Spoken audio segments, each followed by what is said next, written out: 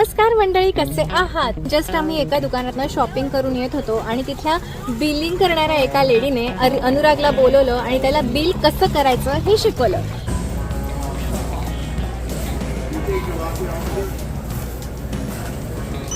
That's what I'm talking about, buddy. Good job, good job. I need help. इथे मुलांचा समर break सुरू झाला की मुलांकडनं सगळी कामं करून घेतली जातात. पालक अगदी मुलांना बाहेर स्टँड लावून देतात, त्यावर कुकीज विकायला लावतात, लेमनेड विकायला लावतात, त्यांना कार वॉश करायला पाठवतात. इव्हन आमच्या घरी सुद्धा बरेच लहान मुलं आहेत जे आम्हाला विचारतात की तुम्हाला कार वॉश करून हवी आहे का, लॉन क्लीन करून हवं आहे का. तर या छोट्या छोट्या गोष्टी इथे मुलांना शिकवल्या जातात. त्यामुळे मुलांना कुठलाही जॉब छोटा आहे किंवा मोठा आहे असं काहीही वाटत नाही आणि ते प्रत्येक जॉब एन्जॉय करतात.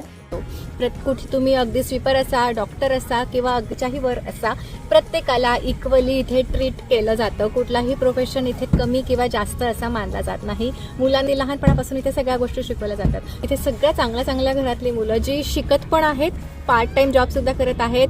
ग्रोसरी शॉपला गेला तर ते तिथे बिलिंग काउंटरला तुम्हाला दिसतील. रेस्टॉरंटमध्ये ते वेटर म्हणून काम करतात, सर्व्हर म्हणून काम करतात.